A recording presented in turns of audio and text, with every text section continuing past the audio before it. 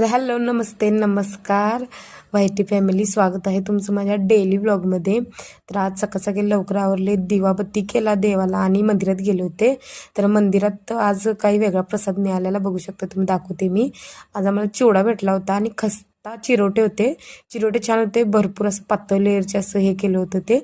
आणि नंतर मग मी स्वतः जरा आवरले आणि आज मधला भांग पडला होता. कसा वाटते सांगा मला मधला भांग. जास्त काकूबाई वाटत नाही ना, मधला भांग पहिल्यांदा पडलाय, म्हणजे खूप दिवसांनी पडलाय. लहान असतानाच पडत होतं 2 महिने घालायला. मग जरा बहिणीच्या घरात गेले होते, तिथे थोडा वेळ बसले, आवरले. ती चहा प्यायला तिने बोलवली होती त्यामुळं. आणि बाहेर आले तर 6 वाजल्या होत्या आणि शांतनुची मस्ती चालली होती. नंतर दुसऱ्या दिवशी आम्ही दुपारी बसलो होतो आमच्या दारात असंच.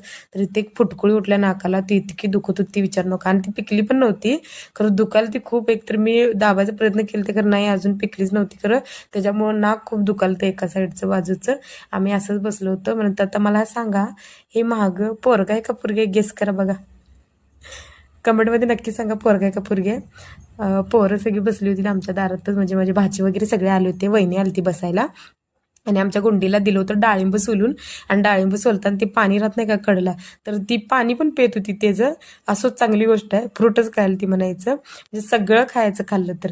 नंतर आम्ही द्राक्षाचे काम चालू होणार आहे. द्राक्षाचं कसं सीझन असतो, म्हणजे परदेशात पाठवतात तिथं. मग त्याचं मीटिंग होती, त्या मीटिंगसाठी आम्ही गेलो होतो दुपारी 2:30-3 वाजल्या होत्या. मीटिंगसाठी चाललो होतो. मग आम्हाला गाडी असते ना इथून जायला, त्यांनीच गाडी पाठवतात. मग तिथं गेलो, आम्हाला चहा नाश्ता दिला आणि गिफ्ट म्हणून आहे ना फुलदाणी पण दिली.